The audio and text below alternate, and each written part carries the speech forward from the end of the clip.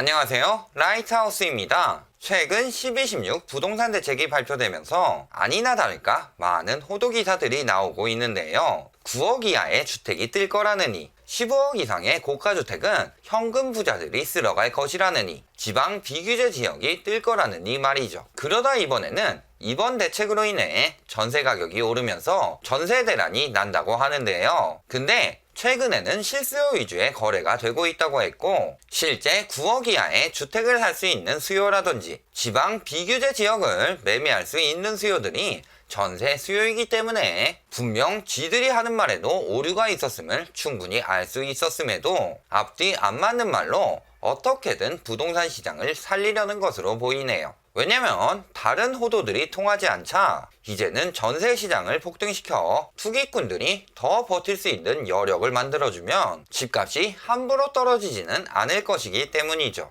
그리고 실제 지금 전세 가격 지수를 보면 오르고 있는 상황인데요. 과연 이들의 말대로 이번 12.16 부동산 대책이 전세가 폭등을 만들어 전세 대란이 올까요? 오늘은 이 내용에 대해 자세히 다뤄보겠습니다. 기사를 보면 12.16 규제가 전세 시장으로 튀면서 서울 전세값이 불안하다고 하는데요. 자세한 내용은 22일 한국감정원에 따르면 지난 16일 조사 기준 서울 아파트 전세값이 0.18%가 오르고 특히 강남의 경우는 0.51%나 올랐다고 하네요. 자, 그럼 여기서 생각해 볼 것이 당일 바로 신고해서 바로 적용되지는 않는다는 점입니다. 지금 신고되는 전세 가격은 정책이 반영될 가능성이 전혀 없다는 거죠. 분명 기사 내용에도 12.16 대책 등 후속 조치가 반영 안 되었다고 이야기하면서 왜 제목을 저 따위로 지어놨죠? 똑같은 얘기를 계속 들으면 마치 그게 진짜인 것처럼 느껴질 때가 있습니다. 그리고 그걸 노리고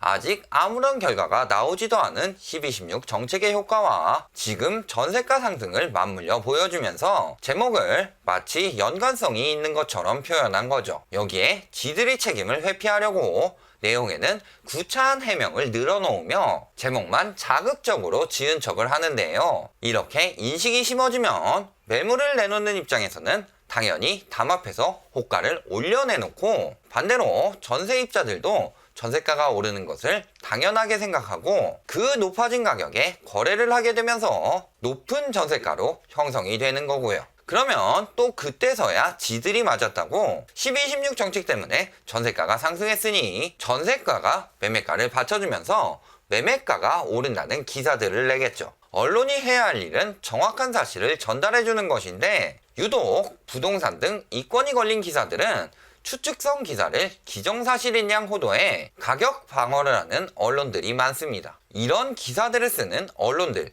기자들을 싹 털어서 이득을 쳐먹기 위해 이런 기사를 쓰는 것은 아닌지 합동 조사라도 해야 언론이 공정성을 찾지 않을까 싶네요. 분양가 상한제 때문에 전세가 오른다. 자사고 특목고 폐지로 학군 지역들 전세가 오른다. 그렇게 공포감을 조성해서 이미 7월부터 전세가는 꾸준히 오르고 있었습니다. 여기에다 12.16 부동산 대책 때문에 전세 대란이 온다는 기사들까지 속출해 심리를 유도하고 있는 거죠. 그 이유도 가지각색입니다. 전세 대란 공포가 온다는 기사를 보면 각종 세제에서 실거주 요건이 강화되고 전세자금 대출 때 필요한 보증 요건이 까다로워지기 때문이라고 합니다. 첫 번째로 실거주 요건이 강화되어 사람들이 직접 거주하기 시작하면서 전세 매물이 줄어들기 때문에 전세가가 상승한다는 이야기부터 보시겠습니다. 그럼 실거주 요건이 강화되기 전에는 저 사람들이 어디에 살고 있었을까요? 본인 명의의 다른 집에 살고 있었다면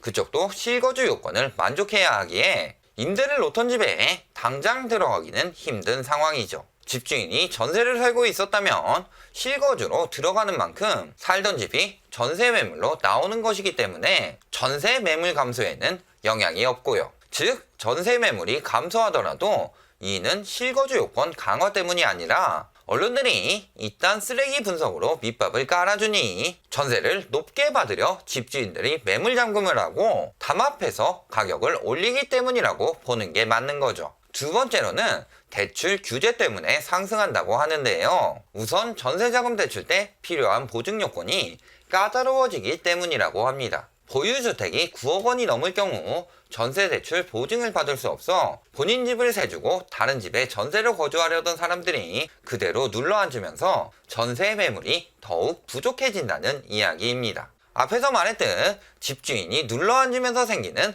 매물 감소는 이야기하고 그만큼 전세 알아보는 수요가 줄었다는 것은 언급도 없죠. 말할 것도 없는 쓰레기 기사라는 거죠. 반대로 내 집 마련을 고민하던 실수요자들이 매수를 미루고 전세로 눌러앉을 경우 전세 수요가 늘어나며 전세 가격은 상승하게 된다고 합니다. 그럼 기존에 있던 전세 수요가 그대로 유지되는 것인데 어떻게 이게 전세 수요가 늘어난다고 결론이 나오나요? 전세 수요가 늘어난다는 것을 보기 위해서는 가구수 증가폭이 늘어나면서 내 집 마련을 하는 사람들은 줄어들었다는 것을 보여줘야 하는데 말이죠.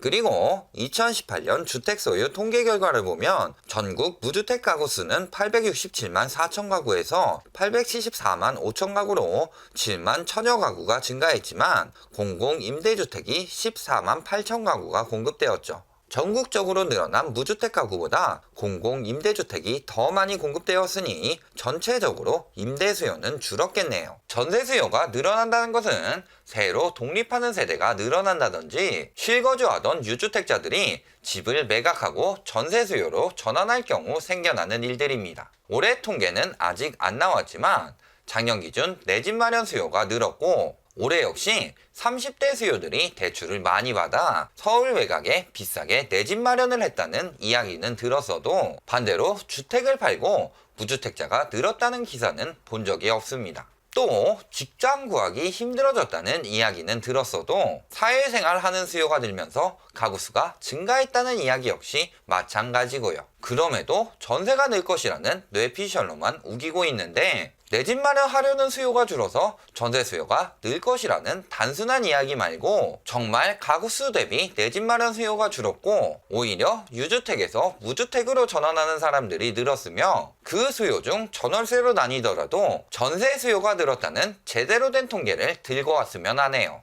이제는 하다하다 보유세 전가를 전세입자에게 한다고까지 하네요. 이건 뭔 개소리인지 월세입자라면 월세를 올릴 수도 있겠지만 전세입자는 어떻게 한다는 거죠? 전세보증금 외에도 보유세 인상분만큼을 월세로 받겠다는 건가요? 아니면 보유세 증가분만큼을 환산보증금으로 전세를 올려받겠다는 건가요? 앞에서 말했듯 전세 수요가 증가할 요소는 없습니다. 단지 8월에서 10월과 1월에서 3월에 이사철 수요가 늘어나고 그 사이 12월에서 2월에는 어차피 1월에서 3월 사이 전세 수요가 늘어날 것이니 배짱으로 가격을 올리는 것 뿐이죠. 감정원에서 2003년 11월부터 서울의 전세 가격 지수를 찍어보면 리먼이 터진 2008년을 제외하고는 매년 연말에 전세가 올랐습니다. 그리고 다음 연초부터 상승세가 꺾이거나 보합세 또는 심하면 하락세를 보이다 이사철인 7, 8월쯤부터 다시 올랐죠. 즉 이사철이라서 오른 겁니다. 이걸 지금 발표한 정책으로 보유세를 전세입자에게 전가하면서 오른다고 치면 대출도 제한되고 있는 상황에서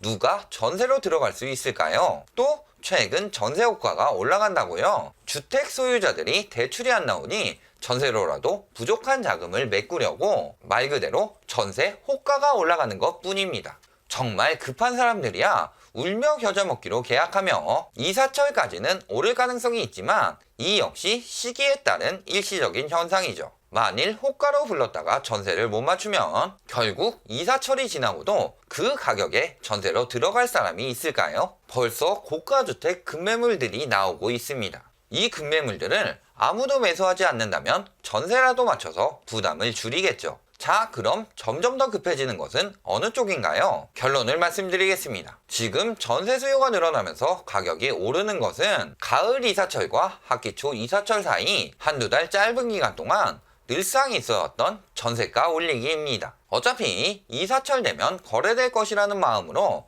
집주인들이 마음껏 올리는 거죠. 그럼에도 이에 대해 분양가 상한제로 인한 공급 부족 때문이니 외고 자사고 폐지로 인해 전세 수요가 몰렸기 때문이니, 심지어는 이번에 나온 정책 때문이라고도 하는데요. 지금보다 더 높은 상승세를 보여주던 2015년에도 분양가 상한제가 있었고 학군 지역이 급격히 떴고 규제 정책이 들어갔나요? 그 와중에 15억 초과 대출 규제에도 최고가 26억 원을 찍었다며 규제에도 초고가 아파트가 팔린다고 합니다. 정책 발표 이틀 후인 18일에 신고가를 경신했다고 하는데요. 일반적으로 정식 계약서 쓰기 전 일주일 내에 계약금 일부를 미리 걸어놓고 그때 이야기한 대로 계약서를 작성하죠. 즉 거래금액 합의는 당연히 대책 전에 있었음에도 이를 가지고 호도하고 있습니다. 그리고 벌써부터 매매가 호가 하락은 시작되었고요. 이번 전세가 상승 역시 마찬가지로 이전 자료를 가지고 호도하고 있을 뿐입니다. 전세에 들어간 규제는 매매에 비해 약하기 때문에 호가를 바로 낮출 필요가 없으니 이사철을 앞두고 미리미리 작업해 놓는 것 뿐이죠. 고가 아파트일수록